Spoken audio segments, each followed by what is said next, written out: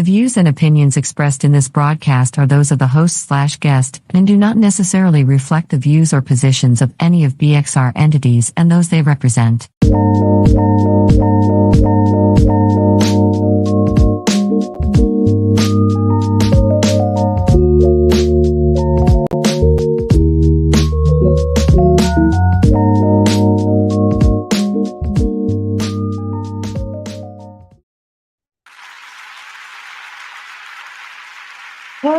Hey, what's up? What's what? You better live. Yes, we are back again another Thursday at 7. What the God is Chats for the Empress Lady Cake Mix. And y'all got bad with me because I don't know what's going on right before the show. My stomach just started getting in a little uproar, and probably because, or possibly so, about some of the stuff that I'm going to talk about tonight on the show. Tonight's topic is hurt to heal. It's not ironic that a lot of times we have discussed, this very topic with various guests. I know my girl Rabia Jordan, who was here before, has a business that, basically addresses that and trying to heal and everything from hurt. Sorry, Rabia, I cannot slip my tongue. But what I'm saying is bear with me because my stomach just like all of a sudden is just all in all types of knots. I just started feeling, some type of like, what is it? Anxiety or just, a little bit of sadness. But, life is good. God remains great. And I am here. And God bless you. And God love you. And thank you for joining me tonight. Whether you are listening for the first time or you're a returning dedicated supporter, I truly, truly thank you.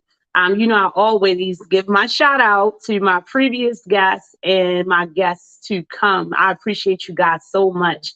And of course, my followers who faithfully every week tune into the show, who share it, who like, who comment, and who feel like they want to call in. So let me just give y'all the information from the jump. The number to call in is 443-642-9403. Don't you hesitate to call in. Let me hear your beautiful, your handsome voice tonight. But also feel free to make comments. It will be displayed as the show is airing. My eyes are good, so I think, but with our new little setup, sometimes I'm having a little bit of trouble of reading them and everything. So forgive me if during the show you do comment and I'm not responding. Oh no, it's definitely all love. So blame it on me not being able to see it and not on my heart. Definitely. So with hurting to heal tonight being a topic, I wanted to address that because I realized, because I acknowledge in myself that a lot of us are hurting to heal, and a lot of us are hurt, and a lot of us right now in our lives, for whatever reason, our circumstances or our situations are focusing on healing. But what I'm starting to know is that there are a lot of misconceptions and there's a lot of misinformation that's put out here. So I'm going to speak from my standpoint, give some of my opinions, and hopefully you will join me in discussion. But if you don't, y'all already know the Goddess Chats is going to talk your head off this whole 2 hours. So thanks for joining me. First, to start it off, you know how I do. You got to get some grace up in this space. And hopefully this prayer also will help me get through this show because I can feel myself already as I'm glancing over at my notes, getting a little emotional because it is a very, very touchy subject. And just some particulars that I am going to talk about tonight, far as some things that's going on in our community. I have a dedication for someone that I knew that was dear to very many, who came up on her 1 year anniversary of transitioning from this life. And on some of the topics, that I'm going to talk about, I'm talking about hurting and healing, but I'm going to talk about some situations that bring us, to that hurt. And a lot of times, yes, death and losing people that we love, we know is one of them. But then just also trying to heal. It hurts. It hurts. And I think that's one of the biggest misconceptions that we do have, is that you're not going to hurt while you're healing because you're trying to heal from it, right? But let's get that prayer just to thank God for his mercy, his grace and his love that continues to endure. And then we're going to get it on because I got to give y'all the what's up or the what's up to the what's to the what's and all the what in the world and all the what. Yes, that's my thing. You know it. So, dear God, Heavenly Father, thank you again, oh Father God, thanking you for keeping us sound, oh Father God, in a world and in a time that is making so much noise, oh Father God.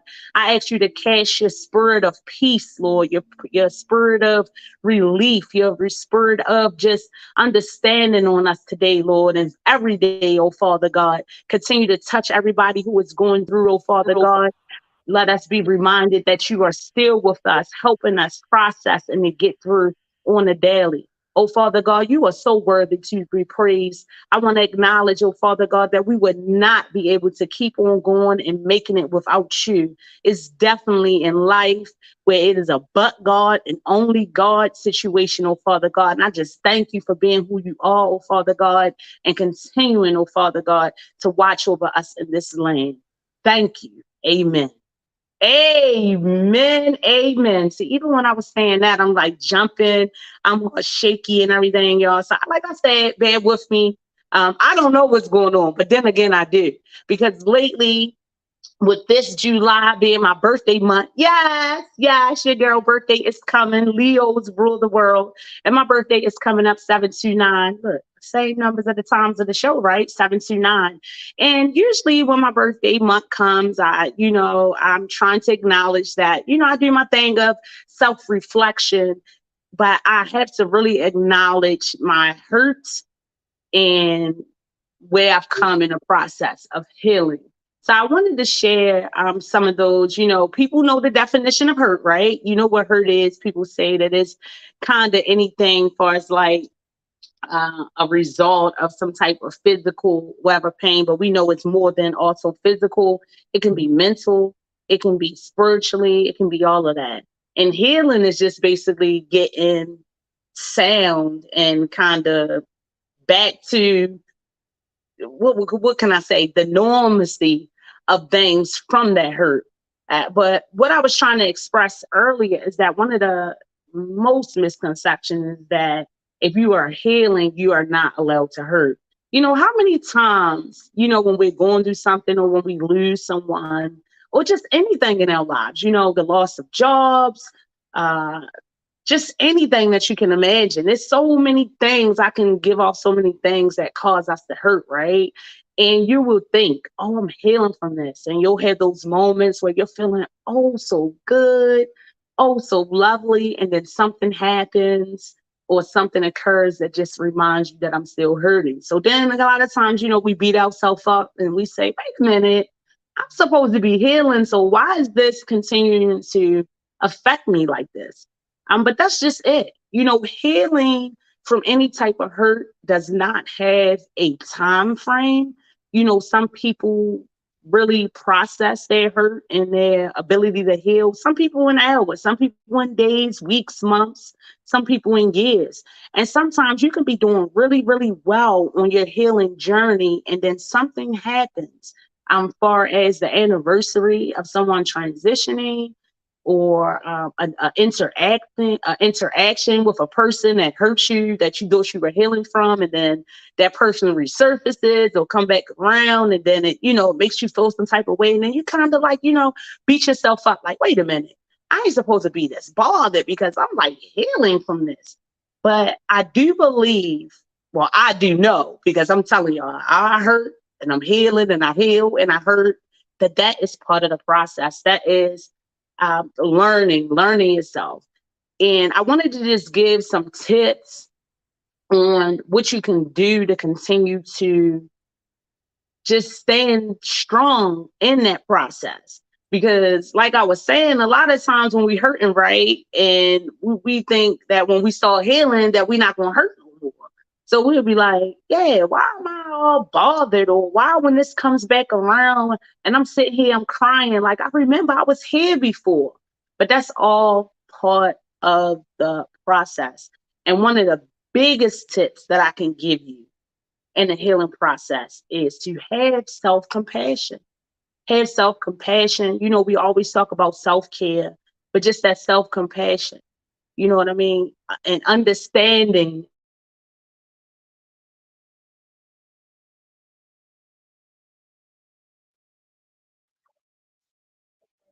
reason, well, not the only reason, but you're healing because you were hurting.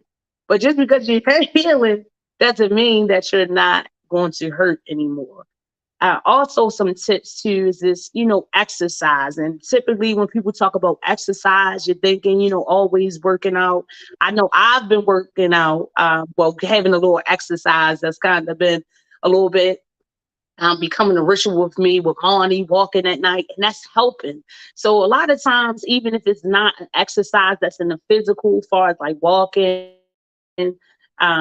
exercise, or how we think about exercise, what I'm trying to say, it can be something else that you do uh, continuously that is helping you. Maybe shopping, laying down, looking at a movie. For me, like I explained, I go on a walk.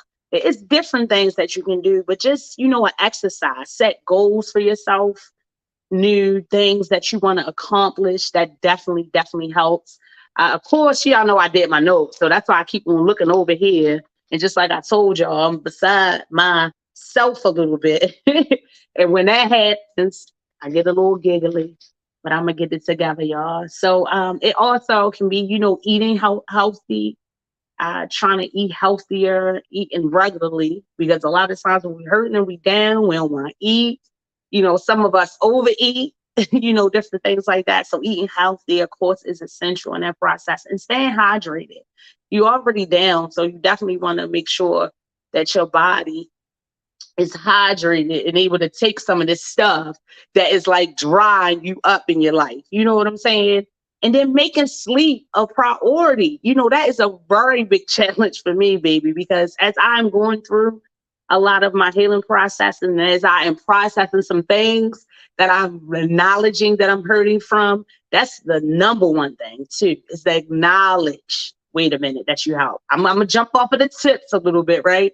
That's one of the main things, that acknowledge your hurt, because we are a strong people, and everybody knows you as strong, see you as strong, and all of that, right? So you a lot of times don't want to acknowledge that hurt. We'll kind of have this attitude like, I don't care, I ain't worrying about that and all that. In all reality, you do care about it.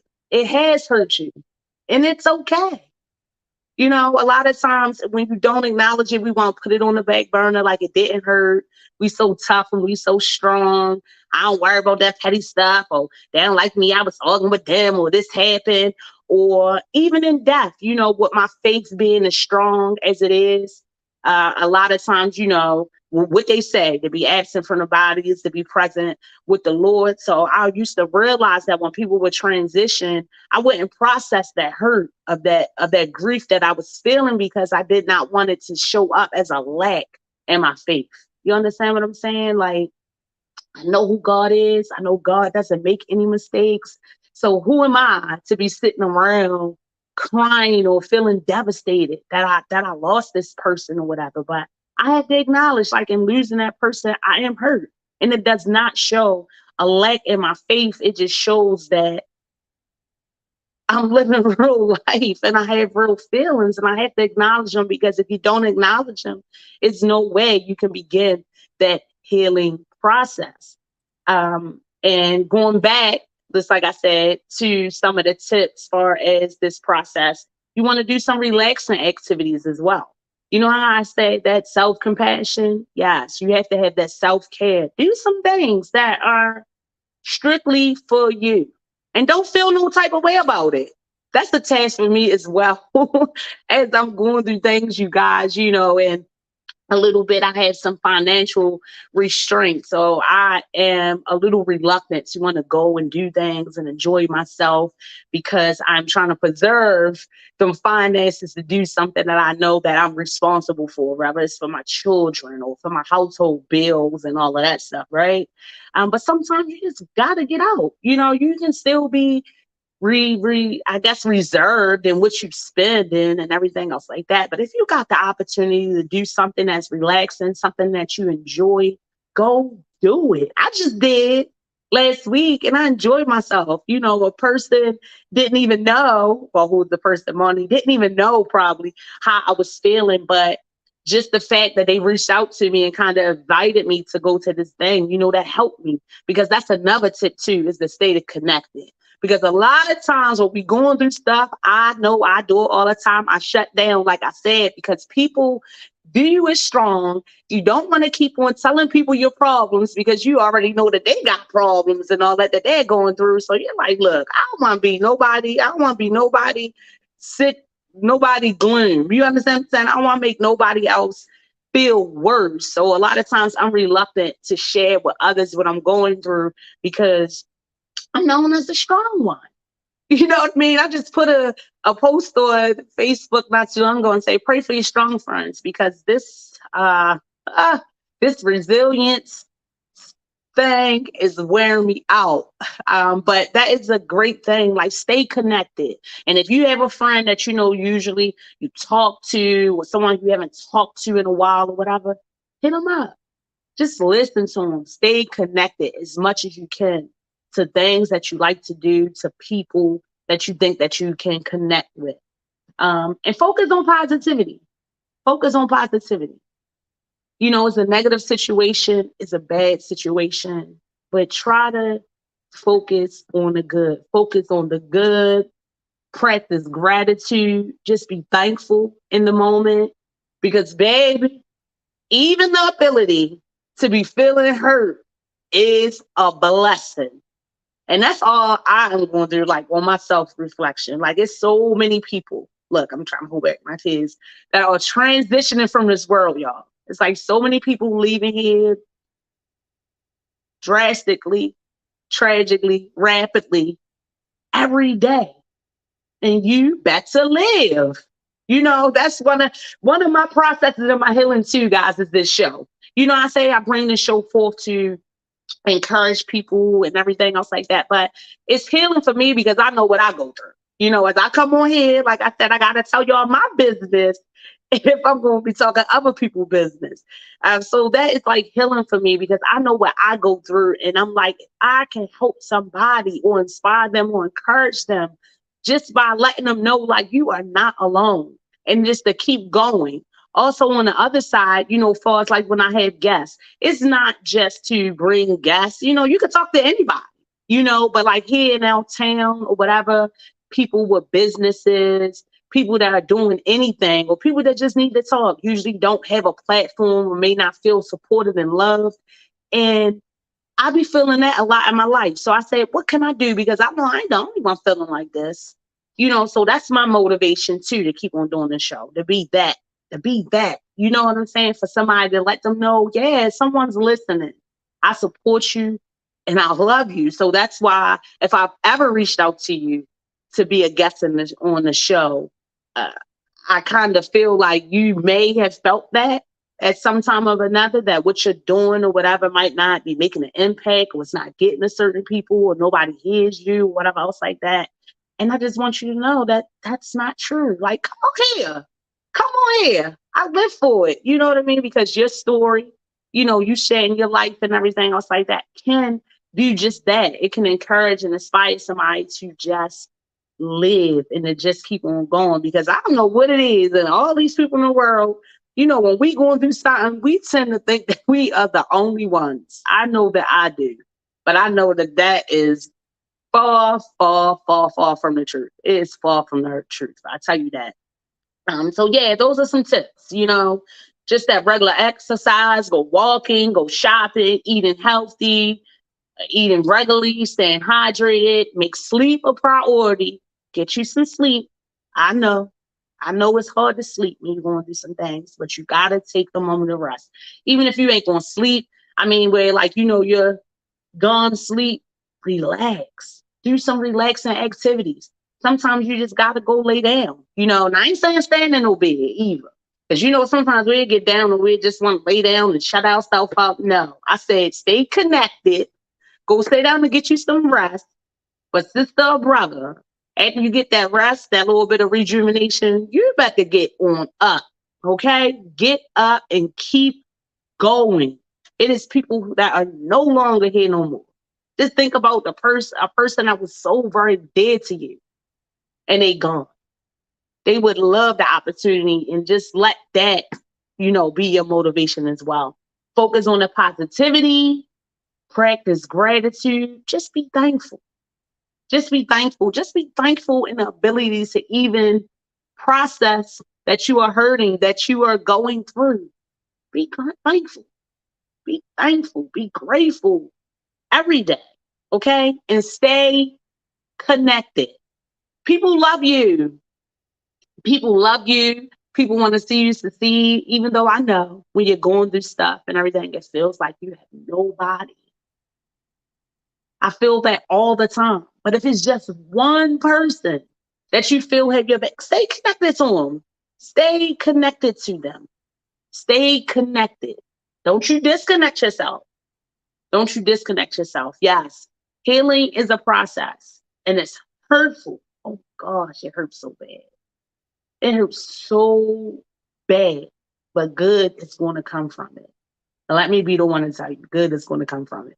Like right now, I'm going through a healing process. Like I told y'all, every month, my birthday, I just had this self-reflection where I be thinking about things that have happened, in my life in the past year. And I be thinking I be healing from it. And then when my birthday month comes through, y'all, I be hurting.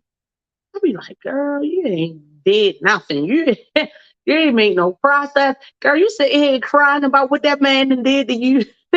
Such and such and such. You supposed to be healed from that. You supposed to be healed from that. What is wrong with you? So just know that in the healing process, you are going to hurt and it is okay. And just because you are hurting does not mean that you are not healing. A lot of times, we think that. Oh, how many times, you've been around somebody or trying to let them know how you feel or whatever. They be, oh, girl, like they taught of hearing it, right? They be taught of hearing it. They be like, oh, girl, you still, because you be telling the same story. And then we tend to shut down and we don't talk about it no more because you taught of talking about it yourself. And so you thinking, I know they taught of hearing it. And sometimes they do be right because they be feeling like, how long ago that was? You're supposed to be over that. But that's not the case, you guys. That's not the case. It's a process and allow people, if you truly love them, to be able to go through that process and not feel judged. Like, it's okay. You know what I mean? It's okay. Because guess what? You go through things too. And that's another thing. When we go through things, we tend to think that nobody else is going through it. And then when we get through something in a certain manner, we tend to believe that everybody is supposed to be able to process things like that. Like, oh, I was able to get over it or whatever. Like, oh, why? She weak. It's not that. And for real, the ability to acknowledge your hurt is the strongest thing you'll ever be able to do in your life. I'm telling you. Now, pushing it off to the side, like I said, that's the weak part. That's the weak part. We be thinking that be strong, right? Because I'm telling you, we be having that cold shoulder, that strong face on. I ain't worried about that. That don't even bother me. But it is. It's bothering you, baby. And heal. And heal. It's okay. You're hurting too. Okay? All right. That was just a little bit, y'all. I just had to give it to y'all. I know I'm probably, talking in circles or whatever, because I'm trying not to get emotional or too personal. I want to tell y'all the business, but everything ain't y'all business, right?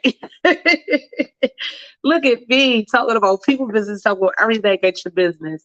But I'm going to get back to that because I think that is really important. And then on top of everything, that's the topic of the show. Hurt to heal. You have to hurt to heal. And talking about hurting to heal, I'm already ready to get on my what in the world and what in the what topics where I'm talking about stuff that's happening right here locally or has happened right here locally in Baltimore City. A lot of times I talk about, of course, stuff that's happened nationally as well. But a lot of these things, definitely, that I'm going to discuss cause people hurt. Yes, they do. And when I first was thinking about, talking about the show, whatever, I was noticing, right? Because at first I was going to say a Black woman's hurt. But I'm like, no, Black women ain't the only one hurting, even though we hurt, right? We hurt real, real bad. And there'd be a whole bunch of frivolous, unnecessary stuff happening to us. But everybody is hurting. And unfortunately, we are a lot of times faced with some of the same situations and circumstances that has us hurting. And that's what I want to talk about. One thing that I just been recognizing, right, is that when I go on social media, everybody is missing. Like every day, I've never seen it so much. Of course, we know people go missing every day, but it really sparked my interest because I'm like, damn, every day I'm going through the social media, I'm looking like, wow, I know that this person doing a missing, this person mother, their grandmother, their father, whatever. So, I did my research because we get to know and grow together here on this show, right? So I was like, I really wanted to know. So I went into doing my research to get some statistics for y'all, and I was astounded. Like, do you know, in the United States alone, that an average that is reported of 600,000 people go missing each year? That's crazy, right? That's like, what in the world? That was like really, really crazy to me. I was like, 600,000? It ain't no way. Let me read that again. But no, I had that right. And I looked that up through the NAMS database. That was the National Missing and Unidentified Person System. Yes. 600,000 people in the United States are declared missing every year. Every year. No, this is not a number from the year. Like every year, 600 people are declared missing in the U.S., okay? 4,400 are identified bodies are discovered every year. And what that means is that only 7% of those people who are reported missing are either found, they are found and they are unable to identify. And the others are they found or they're not found. Ain't that crazy? So 82 to 92% are recovered every year, either alive or deceased. And that's the reality of it. You know what I mean? I mean, a lot of times we know how it is when we know something happens to a loved one.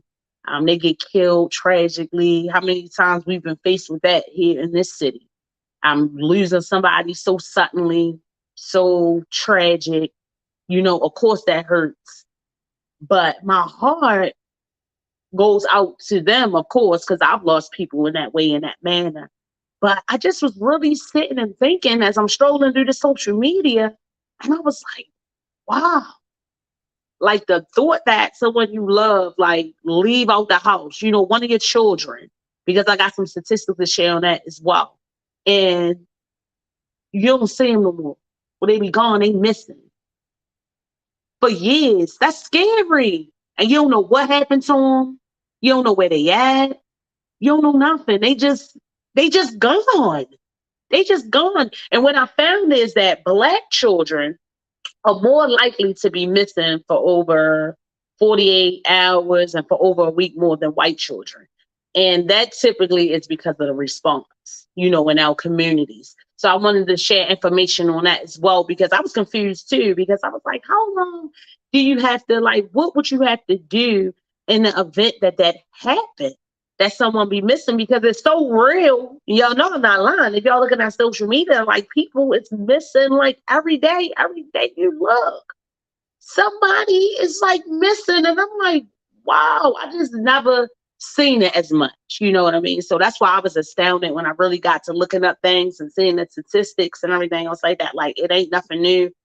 This is what happens. This is what happens. So I wanted to share some of the stuff, what is the criteria for amber alerts, silver alerts. I wasn't even aware about the silver alerts and the golden alerts. But I wanted to share that and wanted to share that process on what you have to do if someone is missing. Because I had used to thought okay, if they're in an adult, and I've heard people say it in situations where people were missing, they had loved ones and they were over 18, that you had to wait certain times. But according to the information that I received from the agency who handles that here of missing and unidentified people, it's no time frame. It's absolutely no time frame. You can call right away. That's the Maryland Center for Missing and Identified Persons. For us here in Maryland, it's from the Western Maryland to Eastern Shore. And that Maryland Center for Missing and Identified Persons is located out in Pikesville in the state police department. But originally, listen, these are the steps, y'all. If anybody ever is missing from your family, what you want to do is you want to call 911 immediately and file a missing person report. So it's not true. You don't have to wait no 48 hours. You don't have to wait, none of that. And the police are supposed to respond immediately. I just now seen someone on Facebook crying out where their 7-year-old daughter just went missing. They called the police at 3:00 today, and it was 6:00. I was viewing it before I got the show, and the police hadn't responded yet. That's sad, because it's sad because the response and along with reporting it is very vital and what could be the success in finding your loved one. So that's very, very sad. They are supposed to report immediately. And of course, you want to call 911 immediately, file a missing police report, and then you can also contact that Maryland Center for Missing and Unidentified Persons for further assistance. In Baltimore, you can call the 1-866-7-LOCK-UP. You can also text crimes, right? Like go on your phone, text crimes, and then you want to enter the message MCS. So you'll be texting 274-637. Then you want to enter MCS, okay? But it is no time limit that you have to wait, none at all. In order for an AMA alert to fit the criteria when a child is missing, usually that's one of the main things that contributes to the missing people, and that's usually kidnappings of children like under 6 years old. I've seen in some of the statistics as well. But in Maryland, the criteria for AMA alert, because I always see them come across my phone. I know you do too, come across the TV. So I was like, okay, what that's about. And I did not know that it had to be so much information to get an AMA alert, because everybody don't get an AMA alert. Because I was thinking that while I was looking at social media, like, this young girl missing, the police hasn't responded yet and whatever. Why is not no AMA alert? But the criteria in order to send out an AMA alert, you have to have a description of the child, and it has to be a completed specific description of the child, the abductor, and the subject vehicle, and the concern that they are in serious danger to be harmed or killed. So you got to have all of that. And a lot of times, if someone is being kidnapped and it's not by a family member, you see a lot of that too. Parents having differences, and one of the parents may come and take the child. So you not necessarily know. You don't know who took the child. You don't know where they at because you reporting them missing. So it's a very strict criteria to get that AMA alert. So that's what you would need. So in an event, if you know what happened and who took your child, you can give a description of the kid. You can get an AMA alert. I also found out that it's also something called a silver alert as well as a gold alert. Now, the silver alert is usually for like elderly, older people who have some form of illness, whether it could be mental or physical, and again, this could go out immediately. So if they have something like Alzheimer's, they wander from home, dementia, they take any type of medicine, you don't know their whereabouts or whatever, you can get a silver alert sent out for this individual. A gold alert is the same situation, but it's for kids. So they can send a gold alert if you have a child that has some mental, disabilities, challenges, medical challenges, and they kind of like wandered off while you're out or whatever else like that. They can issue a gold alert. I didn't even know about that, right? I just knew about the Amber Alert, and I just always felt like if a child went missing, why they send no Amber Alert? out about these kids and stuff like that. But hey, it's a criteria. So that was something definitely good to know. I kind of figured that fact that I gave y'all, and of course, that fact again is coming from these organizations that I shared. So it ain't me just making it up. When they said Black children are more likely to be missing more time than white children, like I said, that's because of the response. I just now shared a lady I was just seeing on Facebook dealing with that. Like they just don't show up. They ain't taking this, I don't know if they taking this serious. I guess they may feel sometimes too. If you have a teenage child, people may feel like if it's a runaway, but it don't matter. Whether they missing a runaway, you can report it immediately. And that police is supposed to respond immediately. And immediately, once they file that missing report, that information is to go out here to Pikesville out there at the MD, the Maryland Center for Missing and Unidentified Persons. And they began dealing with it and everything else like that. But yeah, y'all, everybody is coming up missing. And that's why I be saying, because I'm guilty of it myself. Sometimes you go in the store, you have your children with you, they wander off. My son, Fly Guy y'all know he my bleeper person. I got him on QT today. I got him up there. I told him, go and say, I ain't for that today. They already worked me before I even got him here, worked my nerves. But he wanders off. He go on the toy out and everything else like that. And he just think everything is good. How innocent children do. They don't think about, the dangers or the fears. But I always tell them that, Ja, come over here because that's how it happens with you. They be just in the store, the parent turn their back, they out at a park, out in the playground. Yeah, it's people out here snatching kids. And you really have to supervise them and watch and show them and all of that. So yes, have discussions with your children, guys, about that. Going with strangers, stranger danger, right? I always kind of quiz my son and say, if they show up at the school and say, your mother told me to come pick you up, or you right here, what you gonna do?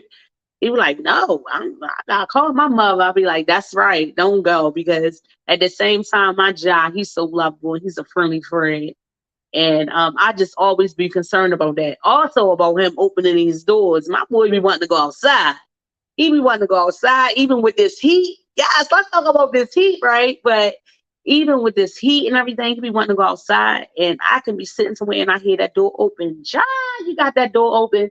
And sure enough, and he think it's okay because, okay, I'm running from front to back. It's nothing else.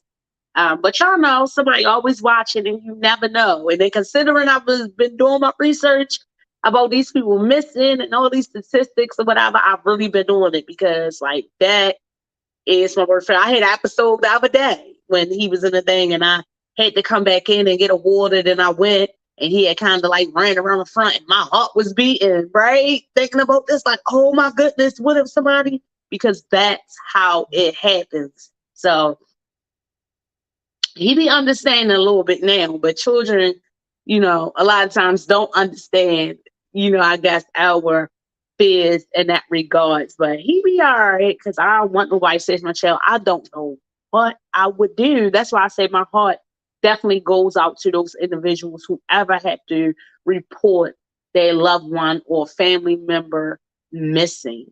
And that's why I wanted to share some of just, the basics on how you can report it, what you do, how to respond. And then also considering is that when it's us, we are not likely to be found or get that response. So if you know some information, hopefully it can make the situation better. But I know that has to be one of the worst feelings, one of the worst situations to have to deal with, to have a loved one that just kind of like vanishes. You don't know what. And then of course, as time go by, you're thinking the worst. Where, it's good. Some people are recovered and everything else like that. But a lot of times they are not.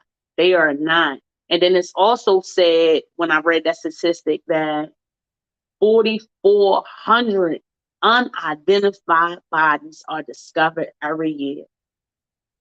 Like, these are people that, of course, could have been reported missing from a city, state, or whatever. I'll say that, but they are just not able to identify them.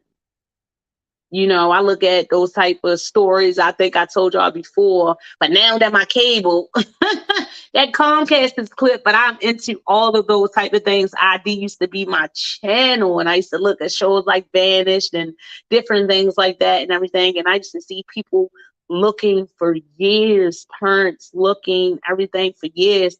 Of course, it's been some matters right here in the U.S. where people were missing for years and they was found. What was that? Castro, when he had them ladies locked up all those years, having babies by him and everything else like that, and they finally got through. I think that was the brother who helped her escape a while ago, or whatever. But y'all know what I'm talking about, right? Well, I hope y'all do. I wasn't focused on talking about that particular case tonight. I just was basically trying to give an example.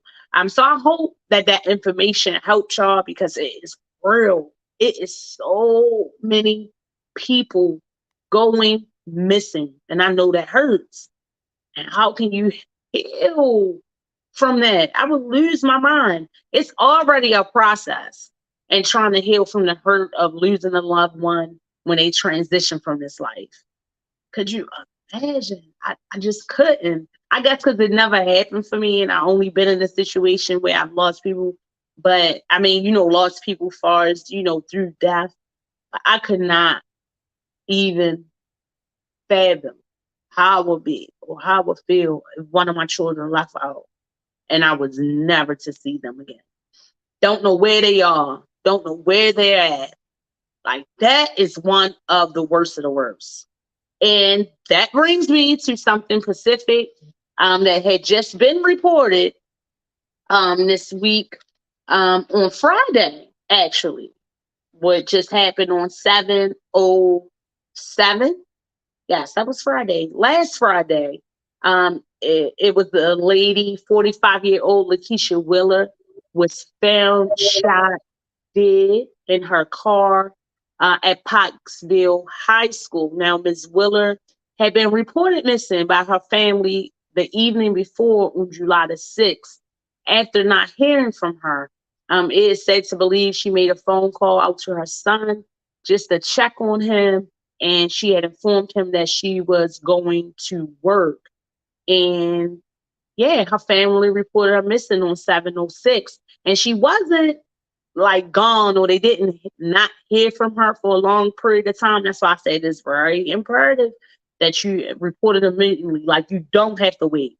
Considering that she was the old lady, I would have thought, or what I thought previously in my mind, like, yeah, they would say, or maybe she went here, or whatever. But again, I guess, as I'm following the story, her family was aware of some things that was going on, and they was like, yeah, this may be an issue, and they made those steps to report her missing. And unfortunately, she was found the next day deceased. It is some updates on it. Of course, prayers go out to Miss Lakeisha Willer's family. She was found again on Friday, 7/07, in the Pikesville community, in the Pikesville High School parking lot, a little roundabout by the school. It is now being reported that Levi Feldman, a 53-year-old man, who is the father of her son, has been detained for this murder, and he is being held in Baltimore County with no bond. Now, according to the sources, the police sources, and what is being reported, Miss Willer and Mr. Feldman were actually, in a relationship. Just earlier this year, Miss Willer got a restraining order on Mr. Feldman, and they had a history of domestic violence. The restraining order supposedly came after he violated, or no, not violated, but after he had made an attempt or something. No, after the restraining order, right? He had made an attempt to actually like break into our house, and he was stopped by a friend. So he actually was out on a warrant for violation of the restraining order for going to our house trying to get in. What happened was Mr. Feldman had found out that Miss Willer had another boyfriend, and he had became jealous, went to the house, tried to break into the house. Now, all of this is being alleged, as far as the story, and as it goes, went to the house, tried to break in. The friend stopped him. He had a warrant on him. Now, on 706, it has been alleged that Mr. Feldman, who has been locked up, Mr. Leon Feldman, 53, who's been locked up for her murder, reached out to her and said that he had broke down on 83 and asked for her assistance, and she went to help. She went to help. So this arrest was made. She supposedly went to help, went to take him to or whatever like that. So even though they, had a history of domestic violence, I guess she still, was going to support it. This is her children's father. He stuck out on 83, I believe. And that's what's real, real sad, because a lot of times we see these situations in domestic violence and everything else like that. And, on the judgmental side, us looking in, we can always say, what? I never deal with nobody or let nobody put their hands on me or do this and do that. But you don't know until you're in that situation. And all forms of domestic violence are not physical. I had that definition down too, but basically it's just, conflict that's usually in a partnership, someone and a spouse that either cohabitate, live together or whatever else like that. So she went out there to help him. She went out there and agreed. Of course, she was reported missing. They found her body the next day. They did not know what happened. During the investigation, they were able to pull surveillance cameras, and it was discovered that Ms. Willard pulled into this school the day before. But I think it was like 13 minutes after they had reported her missing, and so she was pulling up in this school. That was the day before. I'm trying to find the time because I told you I'll be writing my notes down, y'all, and then I'll be jotting them all over the place, and then can't find them, and then my lightning up in here be a little dim. I'll be trying to have it looking all subtle and stuff like that, and then I'll be like, wait a minute, and then with notes. If I could show this to y'all, right? I do lines and I draw there, like I know what I'm talking about, because I would go somewhere else and I'll find another point and I'll be like, oh no, I gotta mention that, right? But yes, surveillance showed her parking on the lot of the school at Parkville High School at 7:06 around 7:44 a.m. in the morning. And a man getting out of the passenger seat less than a half an hour later. It is being alleged that that man was Mr. Levi Feld, right? So that's how they were able to go and arrest him. This investigation, I guess, happened real fast. They were on it, and yeah, he's now in custody. He does not have a bail. They were saying that he had possibly stole her phone and turned it off and thrown it away, but because of these surveillance that they were able to track his steps after the murder. So that's how they were able to arrest him right away. I think he is being held on first and second degree, I believe, murder. Of course, also with the violation of the restraining order, he's been held on that. But yeah, he had got jealous. She had a new man after he probably was treating her like trash. That's how it is typically in these domestic violence situations. And our sister's still so loving and want to be supportive, even somebody who has hurt them so bad. I think a lot of times too, we feel like that's part of the healing process too, right? To be able to deal with these individuals who have hurt us. But that's far from the truth too. You ain't got to deal with them people. You ain't got to deal with them. If you're not able to deal with them or socialize with them when you don't want to deal with them, that does not mean that you're not healing. People get that misconstrued too. They say, well, if you ain't hurting no more from it, then you should be able to know. Sometimes you just got to cut people off. I'm good. And maybe if more women or even more men, because it's not, or even more men, like I said, because it's not only women who lose their life in domestic violence situations will have that attitude, then maybe a lot more would be here today. Because I guess they feel like, and then there's that whole manipulation piece, like I said, history with people. So even while domestic violence history is there, you have a history with this person. You know, you remember the good times. You had love for them. They had love for you. So you thought at one point. So you kind of stay in that space or that place with them, right? So yeah, he found out she had a new man. He had tried to break into her house. He had already made threats to kill her and her friend. And I guess the family knew. They knew. Yes, she had that restraining order, was processed on Valentine's Day. I guess they knew. I don't know how they, probably knew about her having this conversation when he reached out to her after she had called to her son. She probably mentioned something to a family member. They probably was like, girl, why are you helping him? Or whatever was like that. And like, something I probably would say, that's not your father. And everything else like that. Of course, having a good heart, I'm sure she did not think that this was going to happen, because that's the sad part too of domestic violence, is that a lot of people don't think that it will get to that extent. That's why they stay, or that's why I think they continue to deal with that. I've been in situations, and all domestic violence sometimes not physical, it is emotional and everything else like that. But I've been in not several, but two, because I ain't had that many men. But like two, first of all, what it was physical and emotional. God damn, if you're going to do physically being abused, it's definitely mental. Trust me, it's definitely mental, and this definitely breaks you down spiritually and all that too. So yes, and then even you going through some mental abuse, it'll break you down physically. So it's all contributes into one, in my opinion. But yeah, they knew something, and they acted quickly. They reported her missing on 706, and unfortunately on 707, she was found deceased. Rest in peace, Lakeisha Willer. Our prayers and our love go out to your family and your loved ones. I'm sad to have to report this matter on the show.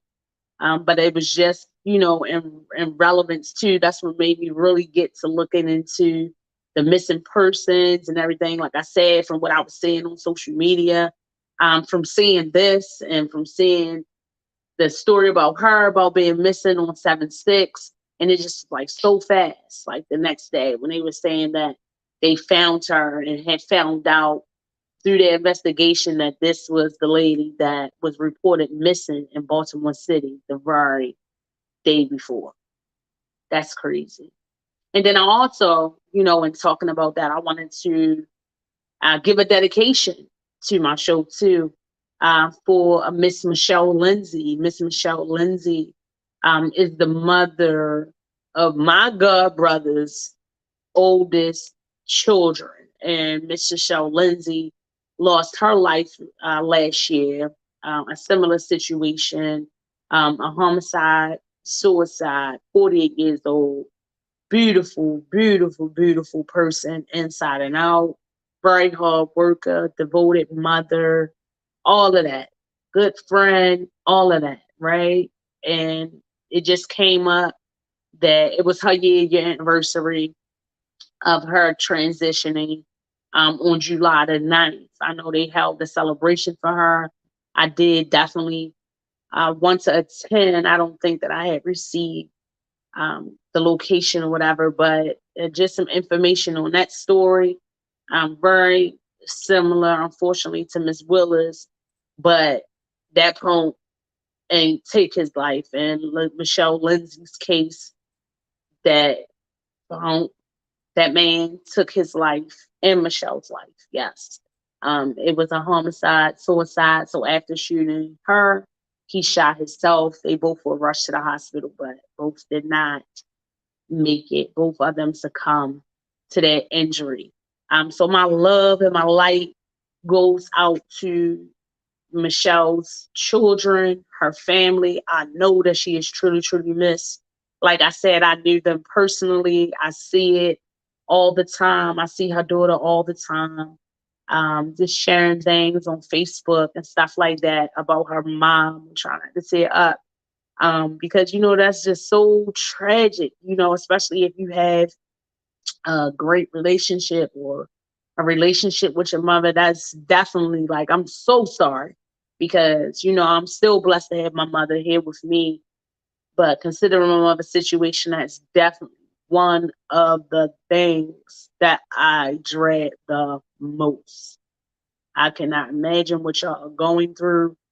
But just seeing your loved one going through things and you have to support them through them struggles, um, be killing you. So I just know when my mother transitioned, I know it probably produces that feeling that you just want to die yourself. So I just thank God for the strength, uh, for the love and the mercy that He has provided to you guys, and that you are still going and y'all hurting to heal, and healing does hurt.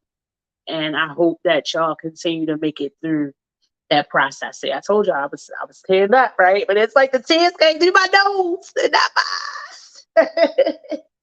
Came through my tears and not my eyes. So rest in peace, Michelle. Michelle. Now I'm thinking about Sister Michelle, but rest in peace, Michelle. I'm definitely gone to Sutton too soon. And 709 was her anniversary date in which that happened. But yeah, y'all. Woo! That was a lot, right? The process. And y'all should see me too. That before the show, right? A lot of times when I be taking my notes and I be coming up with my topics and things on the stats, I be like, yeah, I'm gonna talk about this, I'm gonna hit that on that. I kind of be like, of course, it's not pre-recorded, I'm live on here, right? So I gotta say what I gotta say, and I gotta get it on out the way I gotta get it out. And sometimes y'all know if you're watching the girl, I can hardly or barely get it out, right? But I be point on, right? I be point on like, oh yeah, when I get on there, I'm gonna talk about this and this. Oh yeah, and I'm gonna make that point, and I'm gonna make that point. I was like that, but it's different when you're in real time because so many times I get off of the show and I'll be like, dang, I forgot to mention that, or how I didn't bring up that point, or why I didn't say that like that. Yes, I'm critiquing myself all the time. And if anybody knows a Leo personalities, yes, we are our biggest critics. But I think that's anybody, right? Not that I would hope so, but I would hope that I ain't the only one be driving myself crazy like that. And we talked about that before, that all critiques are not bad critiques, but show yourself some compassion. I am really sitting in that, trying to do that, because I have just been so upset with myself lately.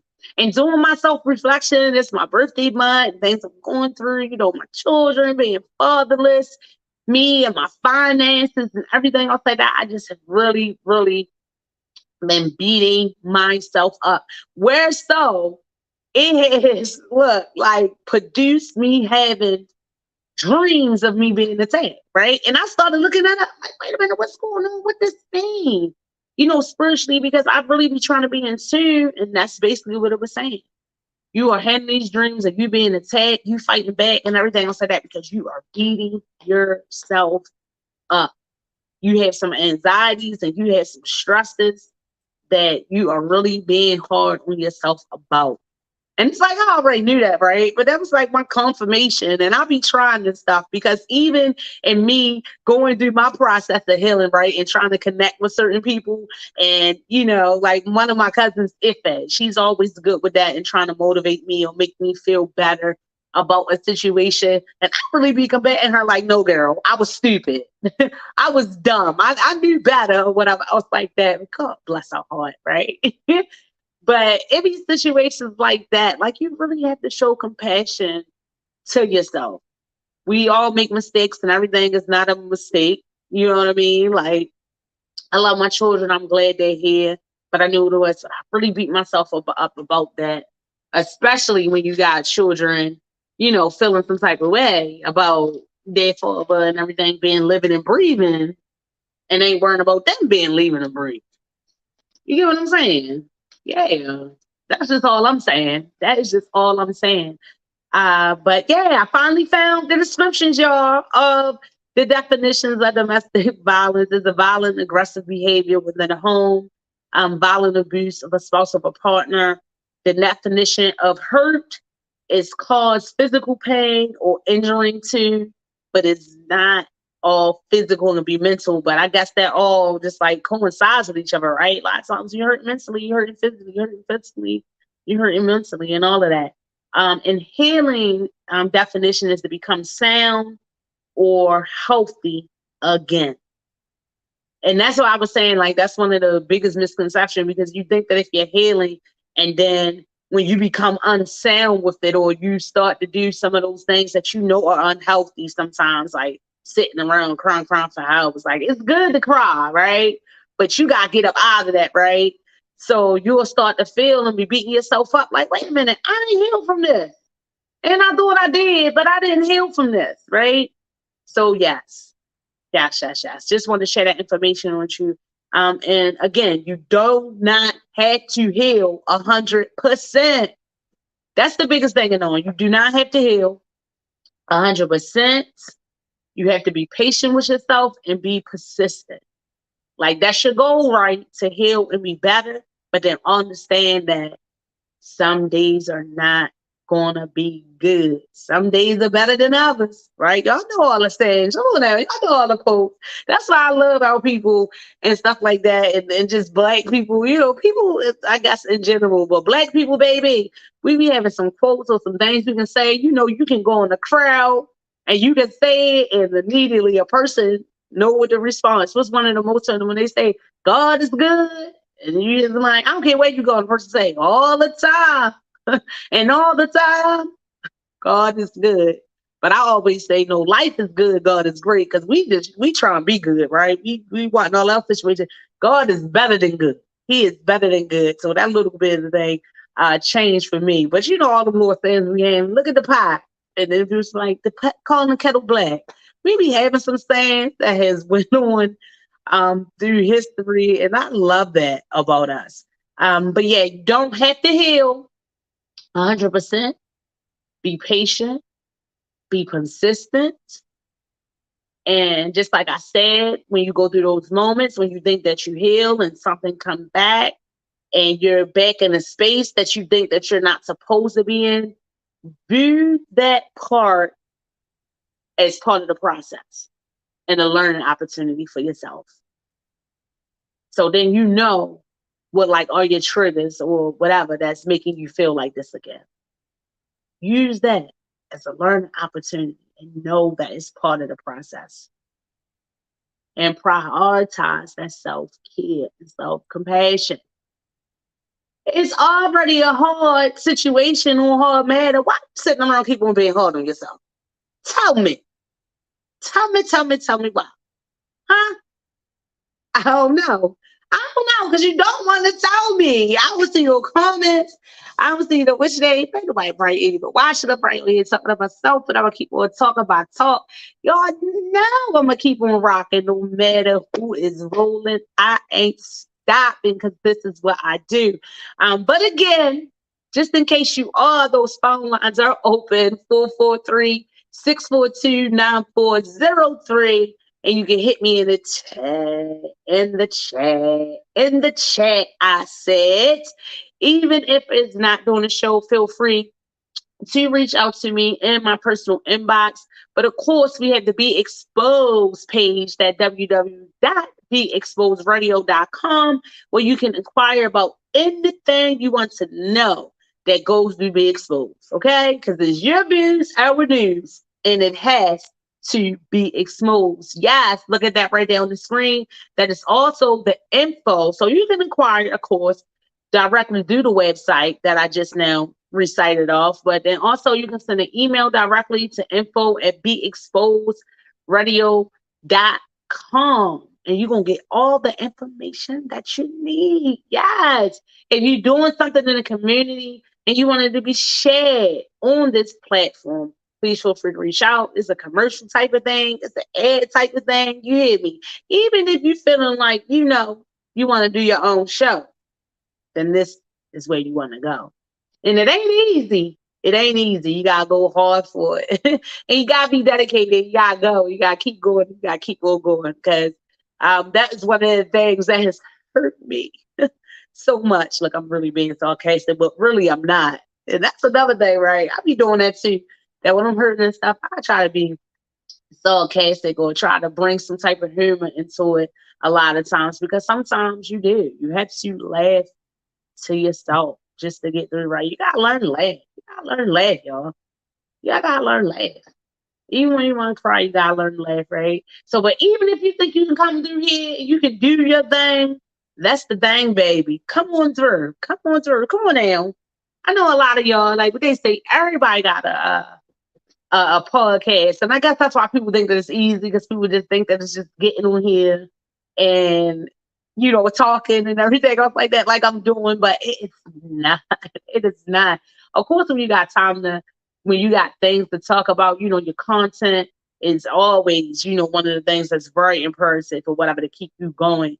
But two, when you're having discussions and you don't really have that interaction, you just gotta know how to keep going. Look, there's a whole bunch. The technology piece, y'all done seen me on here a ton of times, like not knowing what's going on, losing my mind, right? Like trying to work the phone, not liking and everything. I know if you've been watching me every week, you'll look in the background and sometimes it flip up and change, because that's what I gotta take my setup down every week and reset up the today. So I be trying to have it looking the same for y'all, having the same background and letting you so y'all can be familiar. But I know sometimes I'll be more to the left or more to the right. Look, I don't even know. Look, on the left, that's leaning to the right on the screen. See what I'm telling y'all?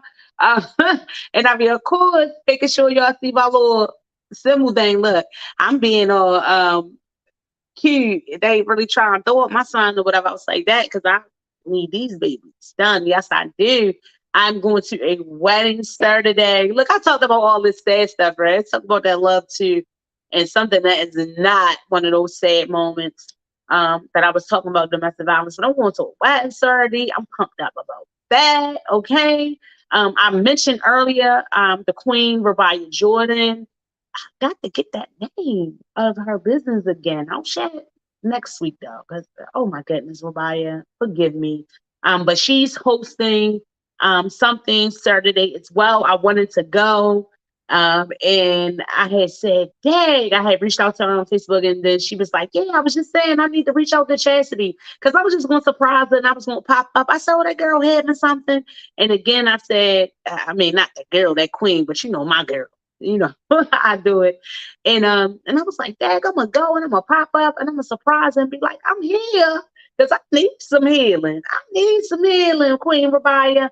And when I seen the date, my face was like, nah, I'm not going to be able to go.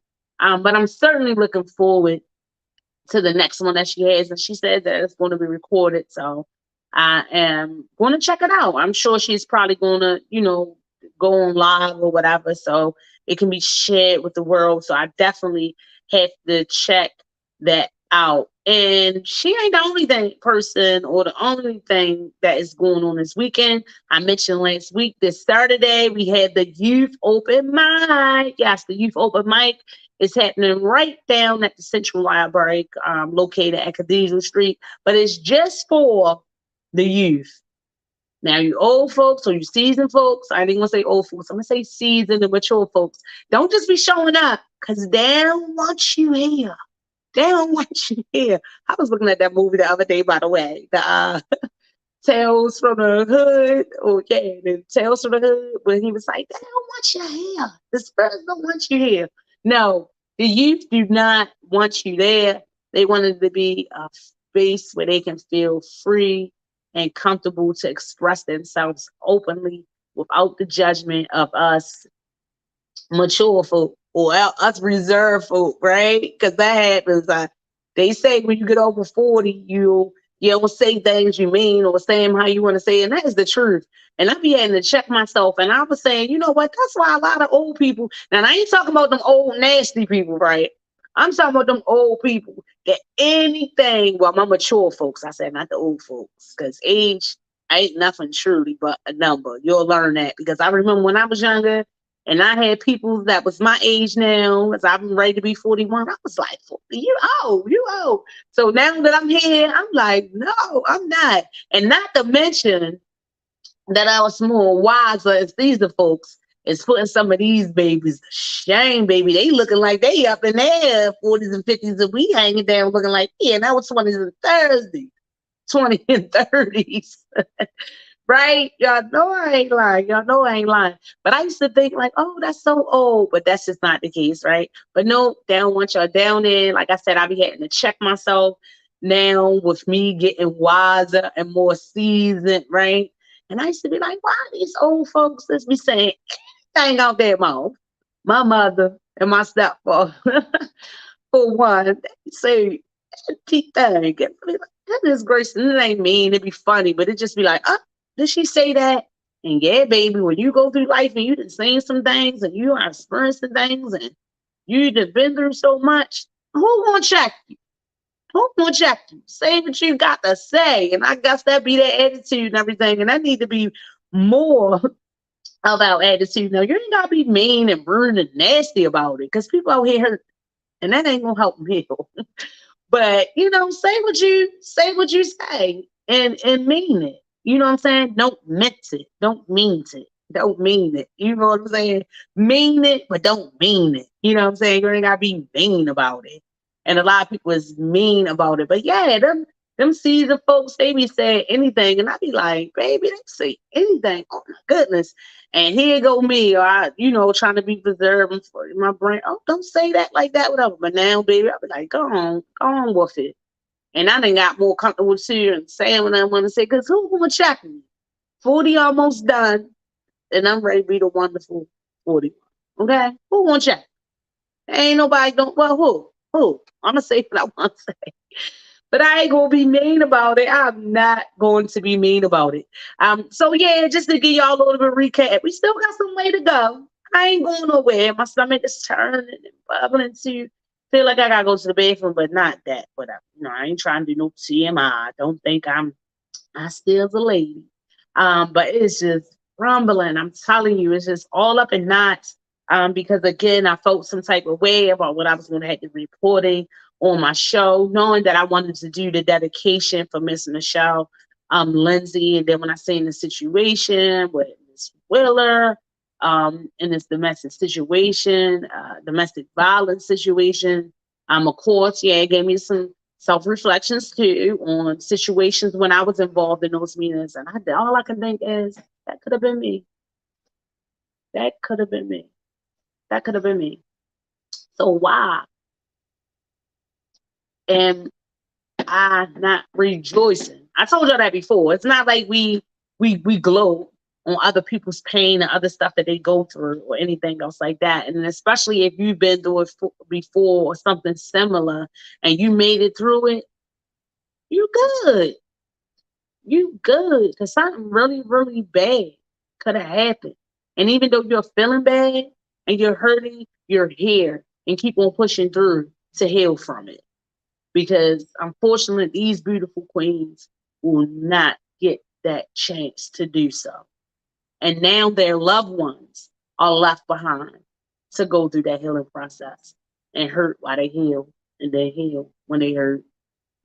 And so I just wanted to come through today in that regard to let them know, and even if it's not a situation as severe as what I was supporting here on the show tonight, that it's okay to hurt, to heal. It's okay. Keep hurting. Keep on healing, because you can't heal if you are hurting anyway. So acknowledge that hurt, brother.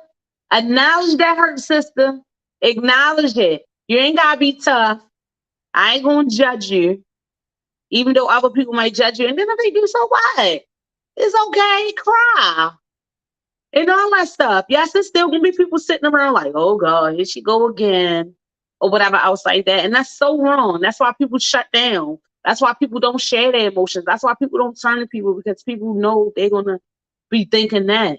And just like I said, that's like a misconception. Like, we think that if we are healing, we're not supposed to be hurting, so we try to hide it. Like, I'm good. And even, like I was saying, in people transition, I used to not process that because I did not want it to look like I was questioning my faith or questioning God. But I'm learning that that's okay too. That's okay too. That's okay too. That's okay too. That's okay too. I'm processing it too. My father who transitioned last year in June, he just had a birthday. July the 4th. Oh my goodness. Rest in peace, Charles B. Chance, aka Bo. He used to always say they can't mess with the Boski. And like in my adult life, even from my childhood, I guess a lot, that trauma and why I'm hurting from that because my my father's relationship with me was real sporadic. And a lot of times it's like that, as kids, that absentee parent, we long for them so much. We long for them so much. And my mother was there and was always there and was always holding it down. And I don't think I really realized that until I got older and been able to give that lady credit like that in that regard when I was younger. Because I didn't know. I was a child. But now that I'm older and I'm kind of going through that same similar situation of being that constant parent and my children having an absentee father, but they long for him and you as the parent in the household, you get all the BS. You gotta deal with all the cries, all the whinings and stuff like that. And then when that other absentee parent shows up, it's just like, hey, you know, they sit around and they might mope about them not being there. But then when they come, they're so excited or, to be around them and they engage with them that they kind of let that go. And I did the same thing as a child. Baby, why nothing? My mother, thank God she just like how I am now. And I guess I got that from her as well. It ain't no reason for me to sit around and talk no bad words about them because your actions going to speak for themselves. So, as children get older, they're going to learn, they're going to develop their own opinion because they know their own feelings and how your actions is making them feel. So I don't have to say nothing. People be thinking that too. You got to say something for somebody to feel some type of way. No, it's you. You making people feel some type of way. But my mother really never did that, and I can just always remember as well what my father did when it comes through. And I used to always, sometimes I did used to wonder, like, when I got older, like, why that lady keep on letting this man in or just let him come and pop up? And I realized she did it for me. She did it for me, not because she wanted to, but she knew that I longed for that and I longed for that relationship. And I've kind of been in the strict bed where I was doing it myself, right? And then I was like, no, that inconsistency, I'm going to cut that off. No, don't come to my house. Don't pop up over my house. Don't do that. No. You want to be a father when you want to be a father, you be a father on your own time, not mine. You know what I'm saying? And say what you want to say, but that's just how I feel, because I'm a mother 24/7. And that's how my mother was a mother 24/7. I really did not get that credit back then, like how it was due. But like I said, I didn't know. I was a child, but it wasn't nothing nobody could say about Charles Chance, baby. When my father showed up, I remember I had these black, green, these African, I think they were Steelize or whatever. So they came out and they were suede. Baby, I think I was ready to get a beating. I didn't want to throw them away. They had holes.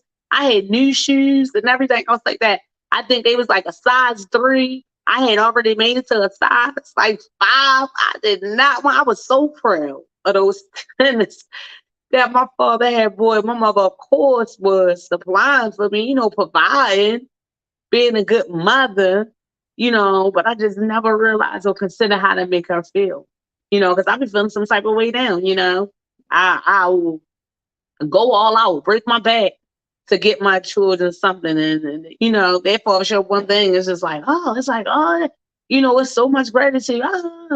But that's because, they don't know. You know what I mean? So that's a little bit of hurt too that I be feeling. And I'm, healing from that. But yes, that do hurt. But yes, my father birthday just passed July the 4th. And Bo was a real firework. It's not miraculous that his birthday fall on the 4th of July, that holiday, where they work out nerves with all these fireworks, right? Because Bo could work in nerves. And he was a firework. Uh, but he was a great man, and even though he was an absentee, and when he was here, he never was that father that I feel that I wanted him to be. I really believe, was, I guess, what I needed or how I was strong or whatever. I needed a father. I know different things went in my life, probably because I didn't have him as I needed him or whatever else like that. But I'm healing from that, and I'm feeling good that I'm able to let a lot of that resentment that I had towards him. I'm really starting to release that go. And baby, when the 4th of July came, I cried like a baby for my father. Guys, that's what I used to call him too, my father. My father. I cried like a baby. Because I just was thinking about, some of the memories that we did have and just realizing a lot of the memories that we will never get to have. My father was absent from my life for quite a time. I told you, he used to come in and out and stuff like that. Um, and I lost contact with him. He used to come and just show up. I just thought that's what it was. I think the last time I had seen my father was like when my son was 2, like on a Father's Day. And then when I found out where he was, I guess it was like 18 years later. And I wasn't even able to have that conversation with him that I wanted to have. Like I wanted to ask him why and all of that stuff and, go through that whole process. But by that time, he was sick. He was in a nursing home suffering from dementia. Um, Early Alzheimer's had set in from some of his, substance abuse in his younger years and stuff like that, because he was wiser and seasoned. But I think my father was 65 or 66 when he transitioned.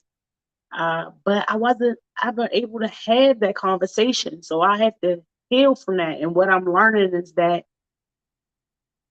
the conversation wasn't even really necessary, really, because it wouldn't have been nothing he could have said to explain to me why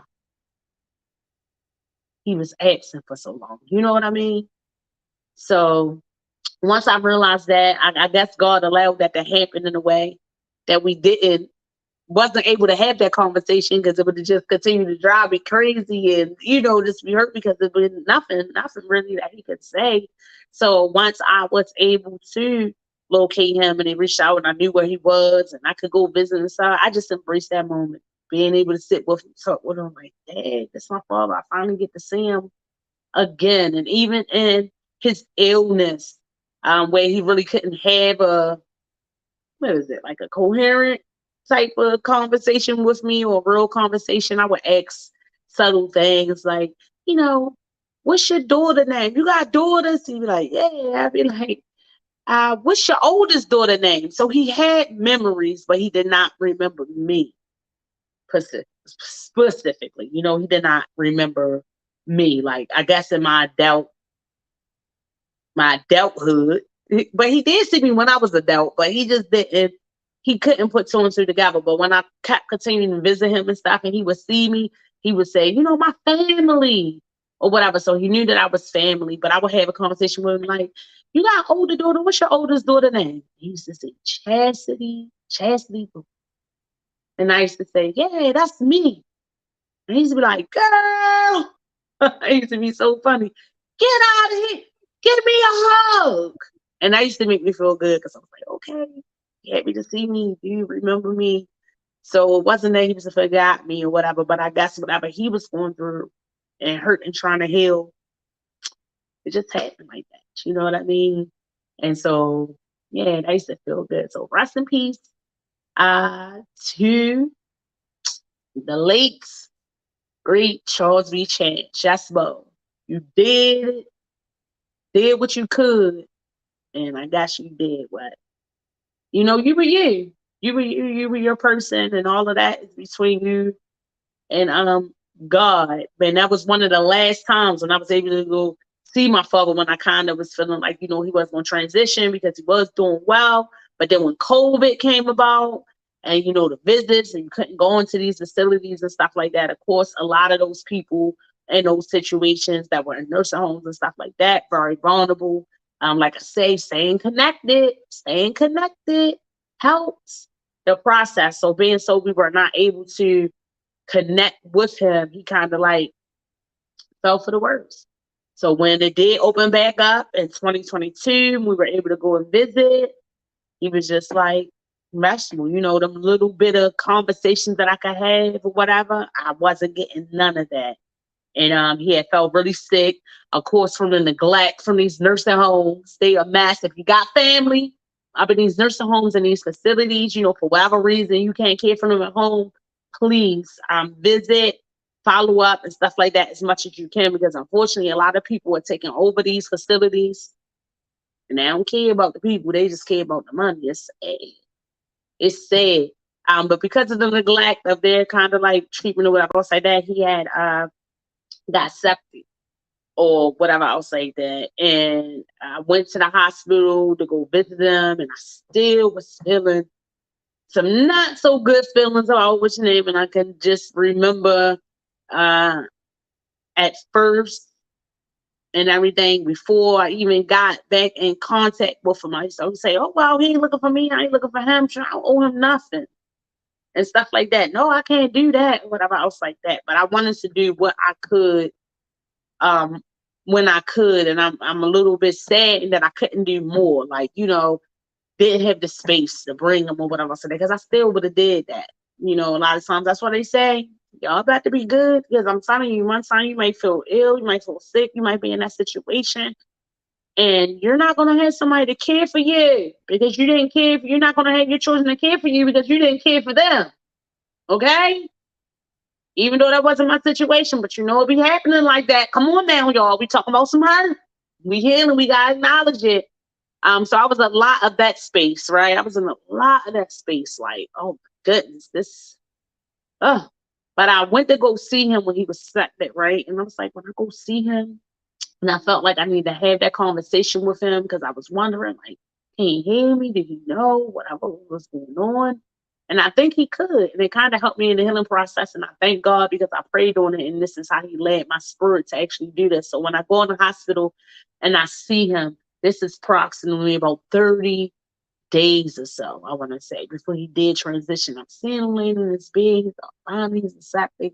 They like he's getting better, what I would say that. But when I walked in the room and he heard my voice, like, he like responded a little bit, like he was moving. It was like, yeah, that's the most we got out of him. So I was like, I'm still know better. Okay, it's me and everything. So then when the doctors and everybody else left out the room and stuff like that, I just held his hand and just was talking to him, and I just was like, I know it's hard, because y'all, it's so hard, y'all. I had to see your parents like going through stuff. That's just one of the hardest things, period. Whether your parents or one of your loved ones is sick or whatever else like that, I think that's one of the thoughts that just kind of has haunted me all my life, aside from me knowing that I have to go one day. Yes, that still bothers me, and that's okay. That's not me questioning my faith or anything else like that. But just knowing that the people who brought me in this world are going to be gone one day. Like, right? That just bothers me, right? But I just had to give it to him. I had to let him know, like, I'm not mad with you. I'm not upset. I love you. You my father. And I ain't going to say you did your best, but it is what it is. And I ain't mad at you. I love you. I turned out to be a great person. I said, if you could hear me and know who I am, you would be so happy. I'm a great person. And even though I did not have you, I'm good. And I hope you good. And I hope that you can be in peace with that. And I think he was, I said, it's a tear ready to come down my eyes, y'all, because I'm thinking back on it, right? I'm telling y'all, I'm healing from the hurt. A little tear came from his eye. So I know he hurt me. And that was in short, because of course, y'all know my talkative self. I said a lot more than that. But I know he heard me, and I did that, of course, because I just want him to have peace. I just want him to have peace. I mean, people know what we do and stuff. Not to say that there ain't people over here that don't feel no type of way about what they do, but it is some people that do. And just like I said, there's a lot of us that's fronting that we don't feel no type of way. The same way how we don't want to acknowledge that we hurting or whatever else like that. A lot of times we'll do something and we'll be fronting that we don't feel no type of way about what we did when we know what we did is hurting somebody or whatever else like that. Except for them narcissist people, they don't care about nothing. They don't care about nothing, right? But I still like to believe, like, you got to know or some type of way or whatever. Like, I can't even brick that. But yeah, and I'm glad that I got that moment. I got that moment with him. I'm glad that I did. Even though y'all, let me tell you, I gotta let y'all know this, right? I had when he transitioned or whatever else like that, y'all already know I do hip hop, I do poetry, right? So they had reached out to me like, yeah, you do a poem. I did a poem, but I guess as long as people, whatever else like that, they old school, they want to fill up my poem. They just wanted to say my heart is bleeding, blah, blah, blah, blah, blah. But it was just, it was a baby. It was how I felt. It was how I felt. And they wasn't talking about nothing like that, but they had put it out like I was trying to bash my father. Blah, blah, blah, blah. No. I just was telling them reality, and it was giving stuff like that. Like, even sometimes you didn't show up, but in all, you was my father, and blah, blah, blah, blah, and this and that. And that's what it said. It wasn't even that long. And I remember reading it to my cousin. My cousin was like, that's what it say. My father or my cousins on my father's side. Shout out to Carl and Sean. It was like one of my cousins that really held me down because sometimes, my father used to come and get me, wouldn't be around, but I would be around them. Carl and Sean. Yes, Carl and Sean.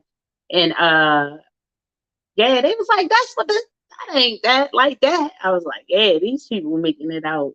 But baby, that's another story. But happy related birthday to my father, because I was just on here last week giving the cancers these shout outs, and I could not believe. I was like, how you forget your father? How you forget to give your father a shout out when I was talking about, right, the day after his birthday? I was like, how I used to get that.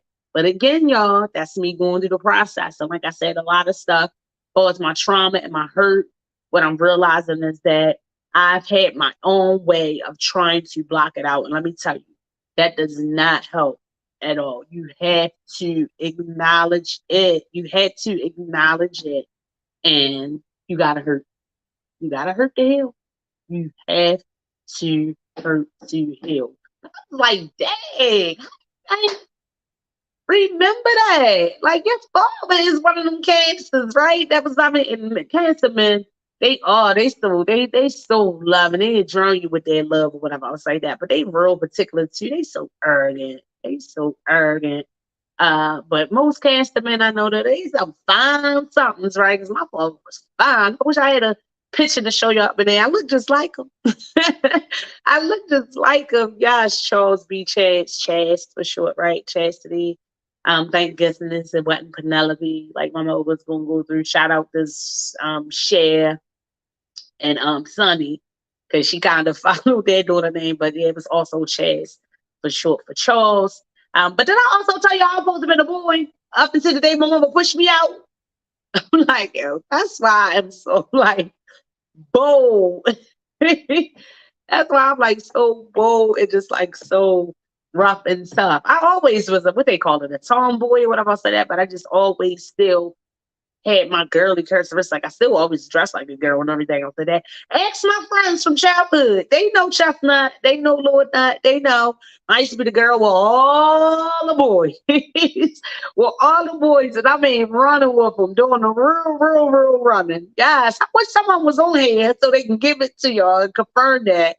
But yes, I just always kind of connected with the guys. Versus the females coming up. But then I also was blessed, like, with my teenage years and stuff like that, to develop some very, my teenage and my 20s. I didn't really like link up with females and have those good relationships. And two, aside from, family, cousins and stuff like that when you were little. But in two, I was like teenage years and in my 20s and stuff like that. So yeah, I got some girlfriends. That's my sisters, and my 20s and my 30s and stuff like that. That's like my sisters. But yeah, when I was a child in school and stuff like that, that's why I say why I used to get in so much trouble, because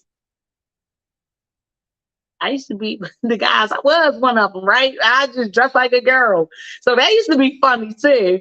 Because I used to say all my homeboys, what's your name? My sister, my homeboy, whatever I say that, and I guess if they had loved ones or spouses or whatever else like that, they used to be like, oh, Chastity used to be cool. Real used to be cool until they see me. Then they got real. Like, hold up. I ain't run this girl. You got all them hips. All that, but just I'm like, no, I'm one of them. I ain't got time for them not doing the things they doing. You know what I'm saying? Far as relationship wise, because I'm strictly dating. Yeah, but a lot of people don't say that now, right? Not that I ain't had my encounters and stuff, you know what I'm saying? But it's like, no, but it used to be a problem. And that used to be some hurt I used to heal from too, because I used to feel some type way, but I used to understand it and respect it, because I had a whole bunch of my brothers, we was real close and everything else like that. But as soon as their girlfriends met me or whoever else like that, baby, it got real, huh? And you already know when it get fake, it always get real. So that used to hurt me and stuff. I'm like, oh my goodness, my brother cut me off, but I understand it. What we won't do for love, huh? We try everything, and that means even letting your friends go. Even letting your friends go. Yes, indeed. I'm having fun tonight. Even though I'm talking about some sad and some gloomy and all that type of stuff. I guess really I'm just trying to get y'all to process that we are all hurting out here. We are all trying to heal. I hope it was very, very helpful on some of the tips that I gave y'all in the process of healing that can help you kind of get there. Just being mindful that you don't have to heal 100%. Be patient with yourself. Be persistent, even when you are faced with those setbacks. That are you feeling like I ain't supposed to be here? Process it. It's okay. It's part of the process, and learn from those moments. And give yourself compassion. Give yourself compassion. Relax. Um, Develop an activity that you enjoy to do, whatever type of exercise it is, and everything else like that. It could be turning the radio, singing some music, doing whatever that you do. That be my thing too, because our sisters, whatever we going through, I guess guys do that too, right? Do they? I think everybody do that, right? We kind of like contribute to music sometimes of what we going through. Because I know when I'm feeling just a little bit broken and, a little bit worried in my spirit, I put on my little gospel, that kind of like lift me up. I love to listen to songs. I be like, yes, I'm there. Speak to me, Lord. I'm there. I be like, the song is speaking to me. So I do the same thing as far as a relationship. I got my songs. This last time when I finally cut that off, you know what I'm saying? What was my joint? Pick Up Your Feelings by Jasmine. Nobody couldn't tell me nothing, okay? That Pick Up My Feelings, and that my other girl, For Everybody. That was my joint too. I can't even think of her name right now. Cash Doll, For Everybody. That was my joint too. Because I used to always both parts was my parts, right? But I mean, look at that. That was me, stupid. Like I was like whatever, like the side piece got them hard or whatever. You gotta check them out if you didn't check them out. But those are two of my theme songs, seriously. When I was going through that, baby, that used to motivate me, especially that Pick Up Your Feelings. Yes. Wait a minute, I ain't listening. Just for you to come and break my heart again. Yes, Jasmine, yes. Homegirl went from bust the windows out your car, baby. Pick up your feelings. I'm mad, but baby, you ain't gonna get them reactions out of me. No, you not no more. And that's where I was at. Cause at one point, yeah, I was on that you got 10 seconds to go. I'll bust the windows out your car. So that was part of the healing process, y'all. That when I knew that hurt was there and I was really acknowledging it, and I was there like, oh, I'm here. Pick up your feelings, because I'm picking up mine. Okay. I was feeling a little bit better. So we talked about a whole bunch of stuff. I try to bring up just some, local news that I knew about that, of course, is hurting. I know the people are going to have to heal from. Just situations that happen on a daily in our community that involves domestic violence and what it unfortunately can lead to someone losing their lives. So anybody also in that situation, because I like to share the information. It's tons of organizations out here now that deal with that. Please reach out for help. Please do not stay in these situations at all. I know it's hard when you are in these situations to get out of them, but if you can, Even when you go to the doctor, I used to wonder that too. Like every time I go to the doctor, why this lady asking me, am I safe? Do I feel safe in the home? Yeah, because it's that serious. Like it's people in these situations and keep being in these situations and cannot get away from them. You know, they feel like they're healing is dealing with it. And they want to be strong and all that.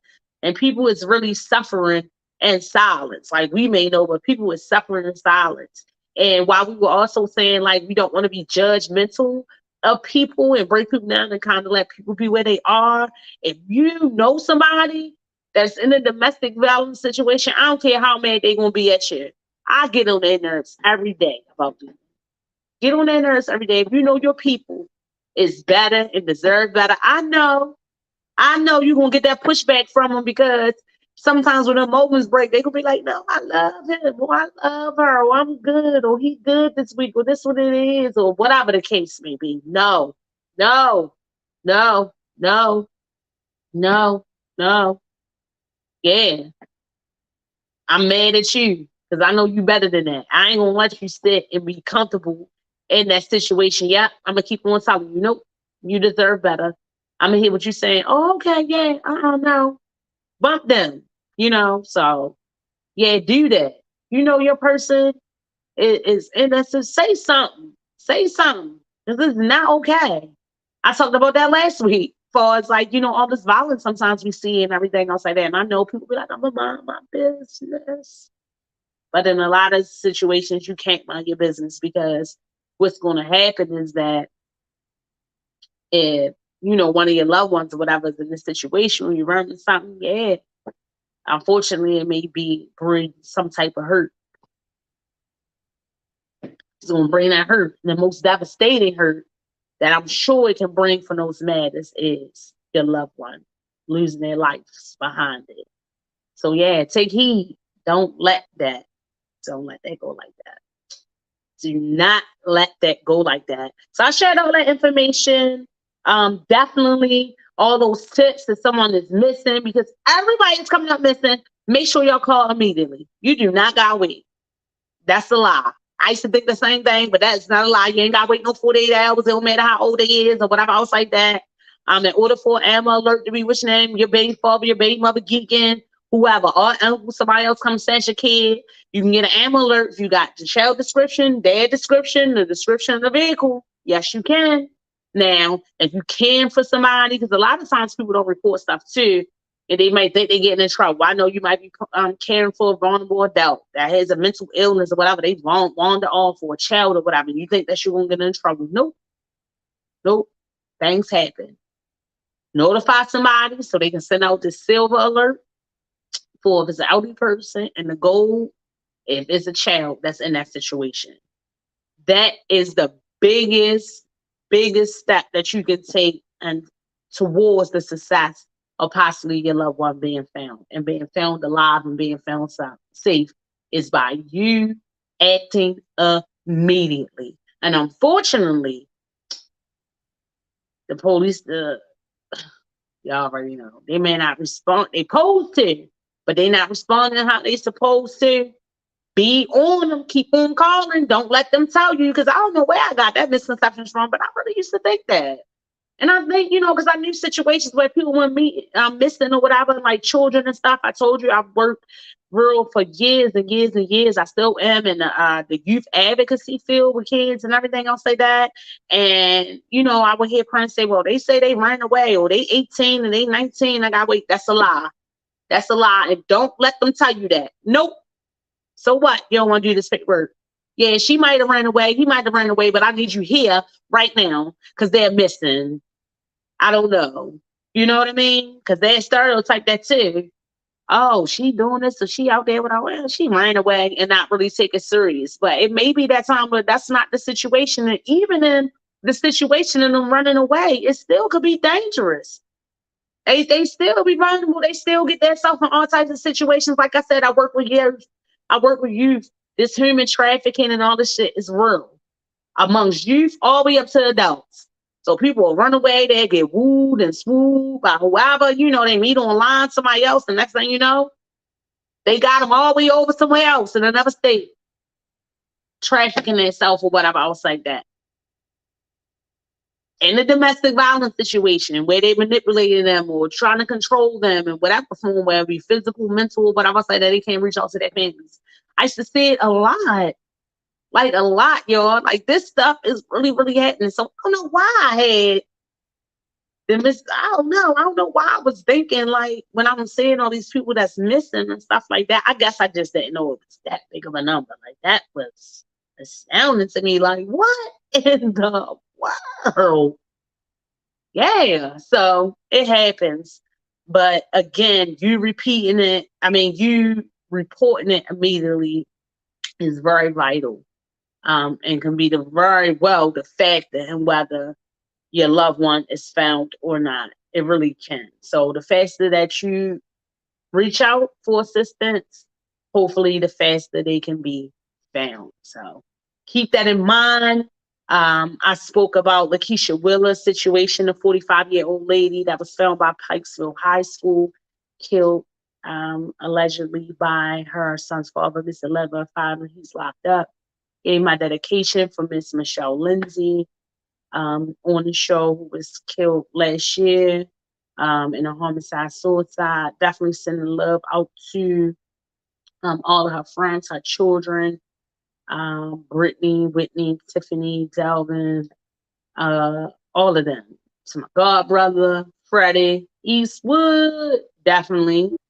Cause yeah, that was his his first children by whatever. I'll say that. You know what I mean? It was trauma for him. He was injured in an attack like earlier that year. So then, to be faced with ready to lose your life and then find out that your children mother lose their life in that way, that is very, very, very tragic. Yes, it is. Yes, it is. There's a lot of good things out here going on in the community. Like I said, if you got something going on, you want me to announce it on the show or not even me announce it, by word of mouth, guess what? Mommy be doing his thing behind the scenes. Hey, run you that ad, run you that commercial. So make sure you hit him up. You can come to the website, www.beexposedradio.com, or you can go directly to your email at info@beexposed. Okay? Hey, you can do it either way, but we definitely want to hear from you. And then hopefully next week when I come through on the show, when I'm talking, running on my mouth and doing all this, you won't be against reaching out to me. Okay? Reaching out to me. Yes, Baltimore Fashion Week. Y'all see some of the ads coming up. Baltimore Fashion Week is coming August the 19th, 2023. And they already got a whole bunch of stuff going on.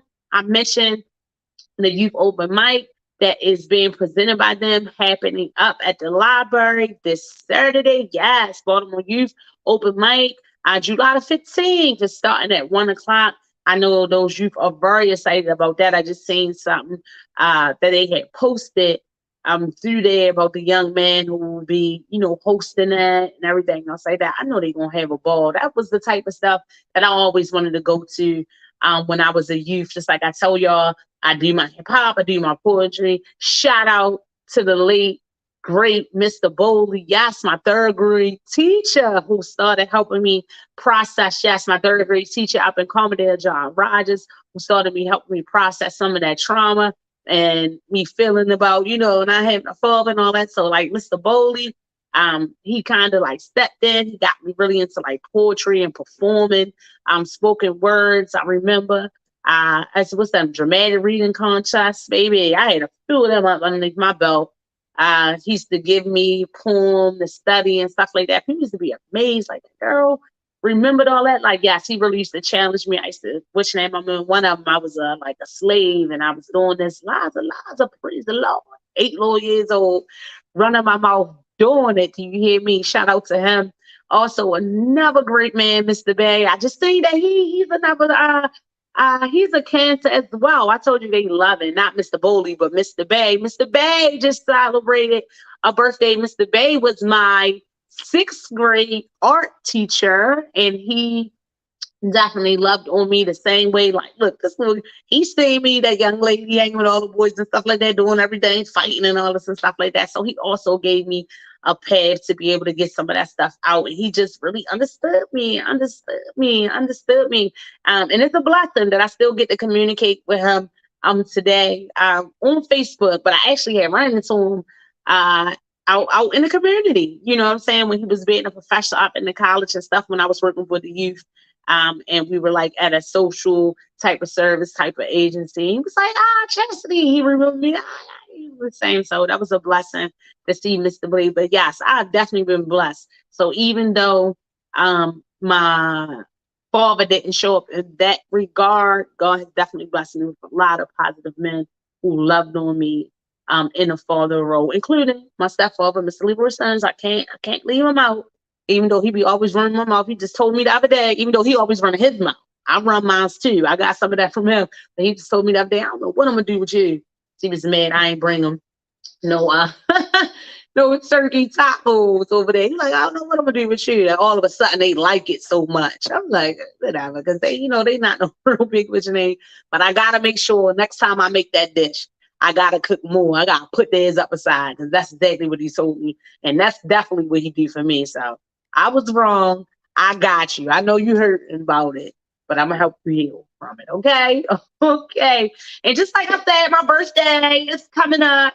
7/29. So show me some love, y'all. Show me some love. Y'all can do it in advance. I don't think when I'm coming because my birthday is on the Saturday. So I will be on there. I think 2 days before my birthday on the Thursday. I will be in here. So it's gonna be a party.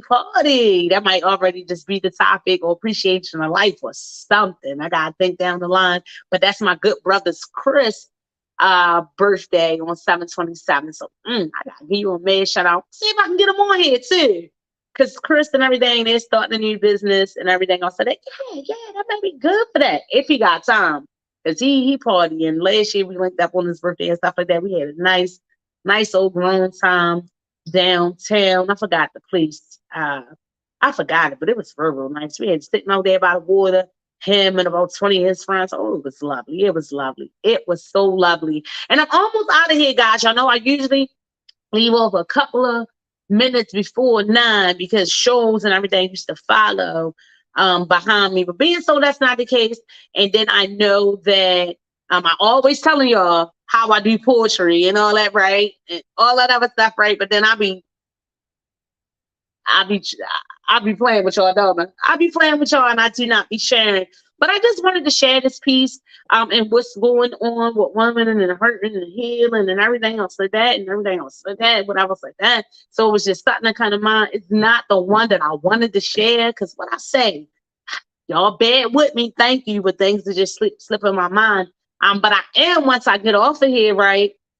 Before I go do my little thing, trying to get my little bit of coins, ain't nothing bad. I'm going out DoorDash and whatever stuff like that. It's not as bad as y'all think, all right?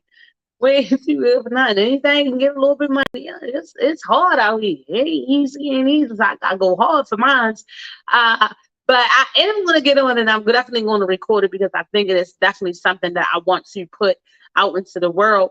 But here you go. The name of this one is Women. And I decided to do this one because I was talking about the woman and everything else like that and what we face and what the hurt is and everything else like that, right?